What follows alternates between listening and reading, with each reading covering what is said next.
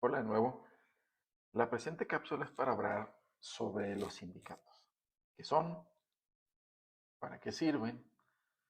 ¿Cómo constituirlos y registrarlos ante las autoridades correspondientes? Aquí estimo pertinente señalar que el derecho de formar sindicatos está protegido por la Constitución Federal y tanto trabajadores como patrones tienen derecho eh, de coaligarse en defensa de sus respectivos intereses. Del mismo modo, ese derecho se encuentra protegido en los convenios 87 y 98 de la Organización Internacional del Trabajo, ya suscritos por México, que protegen la libertad sindical, esto es constituir un sindicato, el derecho de sindicación, pertenecer o no a un sindicato, así como la negociación colectiva, derechos que estimo son elementales para mejorar las condiciones de trabajo y garantizar la paz dentro de la sociedad. Así, respecto a estos temas, la Ley Federal del Trabajo prevé lo siguiente. Señala que el derecho y libertad de que trabajadores y patrones se coaliguen debe ser entendida como el acuerdo temporal de aquellos para defender sus intereses comunes. También la legislación prevé que sindicatos es la asociación de patrones o trabajadores para estudiar, mejorar y defender sus intereses. Esto es, ambos grupos pueden constituir sindicatos. También señala que este tipo de organizaciones deben ser protegidas contra cualquier acto de injerencia de unas respecto de otras. Y la injerencia debe ser entendida como aquellas acciones o medidas que tiendan a fomentar la constitución de organizaciones de trabajadores, pero dominadas por el patrón, también conocidas como sindicatos blancos, o apoyarlas de tal forma que queden bajo el control del patrón.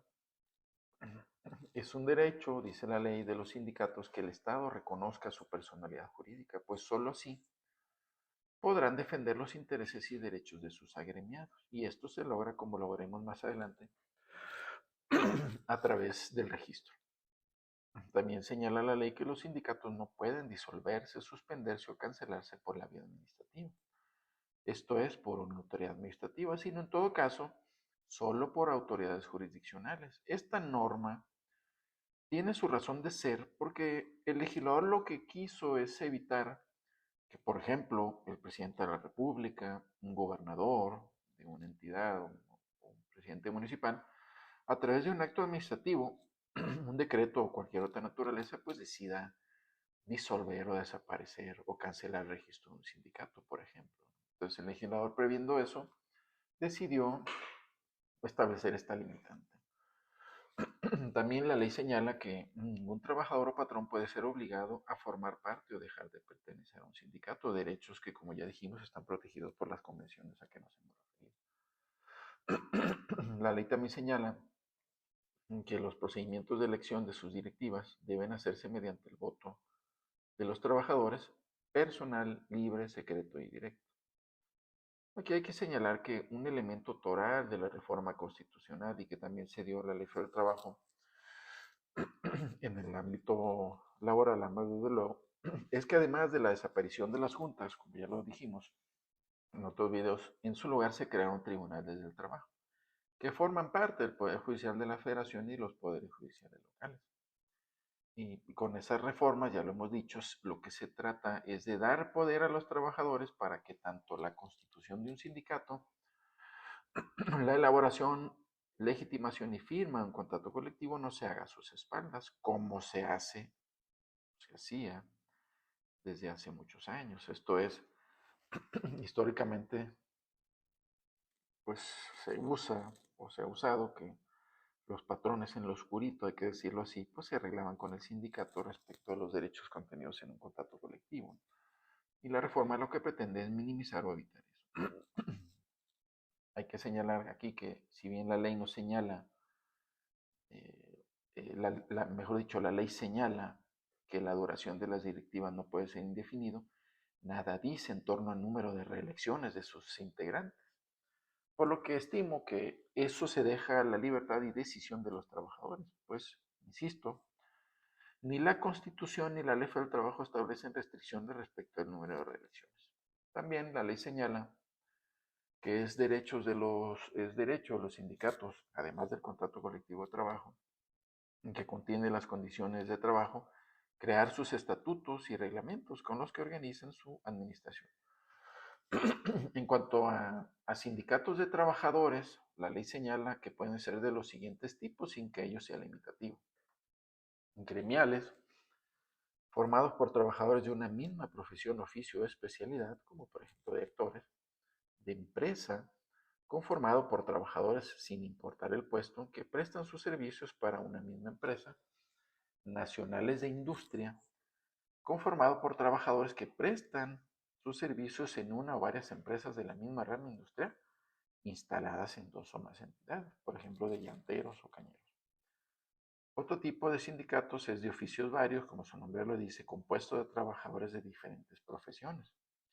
En este caso, hay que apuntar que pueden existir sindicatos que abarcan a diferentes profesiones, dado que no existe un sindicato que los represente, por ejemplo, uno de plomeros. También en este supuesto, solo podrá constituirse un sindicato dentro de un municipio si el número de trabajadores de una misma profesión es menor de 20. Ello porque, como veremos, ese número es el mínimo para constituir un sindicato de trabajadores. También la ley señala que en el caso de los sindicatos de patrones pueden formar los patrones de una o varias ramas de actividades, y también pueden ser sindicatos nacionales formados por patrones de una o varias ramas de actividades de distintas entidades federativas. Hay que señalar aquí que solo pueden formar parte de los sindicatos los trabajadores mayores de 15 años, también los extranjeros. Tampoco pueden formar parte de ellos los trabajadores de confianza. Aquí hay que señalar que para constituir un sindicato, dice la ley, ya lo adelantamos, se necesitan al menos 20 trabajadores. Esto es, para un sindicato de trabajadores se necesitan 20. Aquí cabe aclarar que para efecto de la constitución del sindicato, se considera como parte de la empresa el trabajador que haya sido despedido dentro de los 60 días antes de su constitución.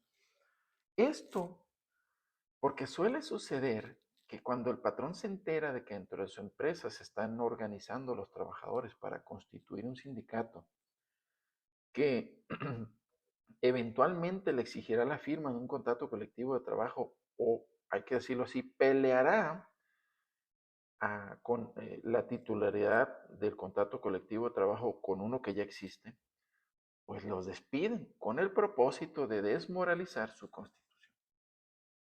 En el caso de las federaciones y confederaciones, se constituyen con al menos 2 organizaciones sindicales.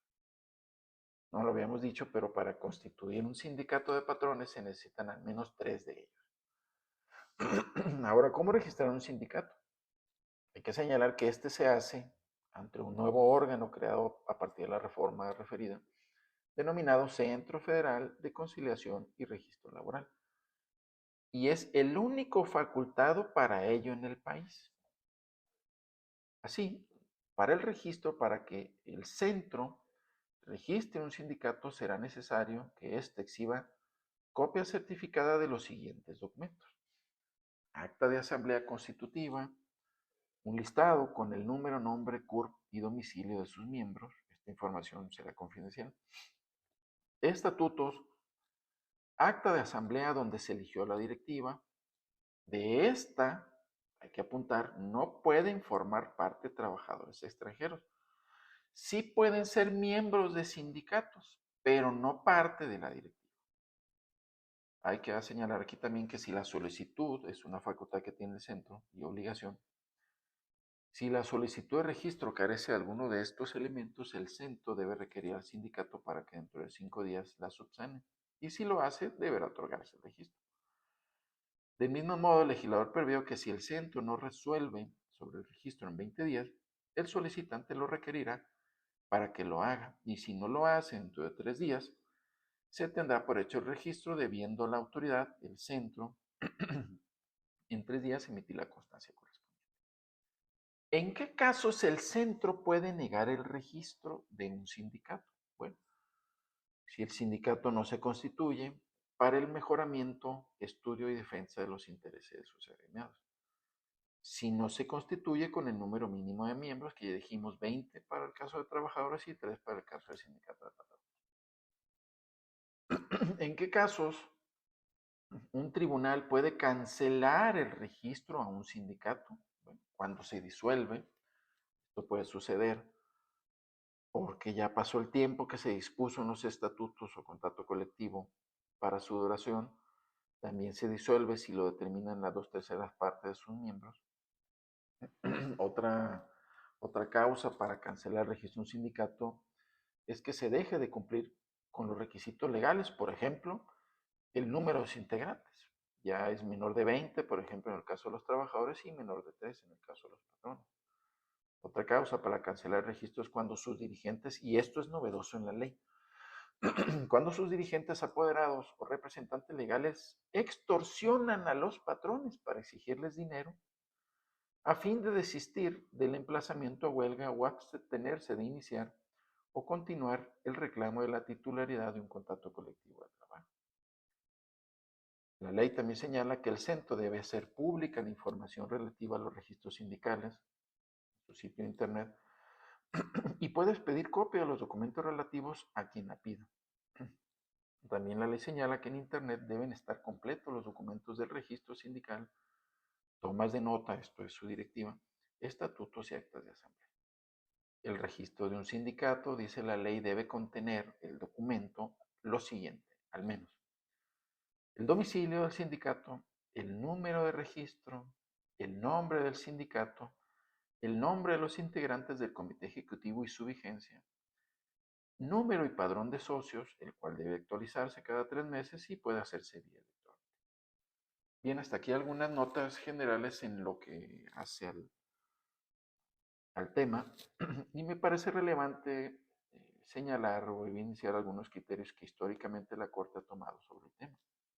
Uno de ellos es que antes de la reforma laboral, o a la reforma a la Ley Federal del Trabajo de 1 de mayo de 2019, la Corte determinó que las juntas de conciliación tenían la facultad de resolver sobre una petición de registro de sindicato, a su vez tenían legitimación para promover recurso de revisión contra la sentencia de un juez de distrito que ordenaba registrar un sindicato.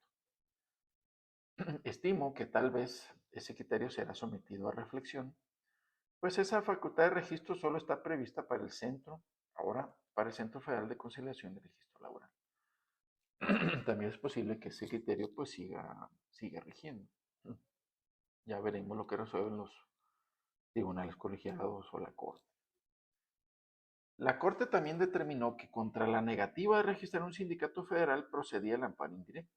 Estimo que este criterio seguirá vigente, pues si bien se crearon los tribunales laborales, la Ley Federal del Trabajo no prevé que el acto en el que el centro niega el registro de un sindicato deba ser conocido por dichos tribunales y, por tanto, al tratarse de un acto fuera de juicio, debe seguir conociendo o debe seguirlo conociendo un juez de distrito.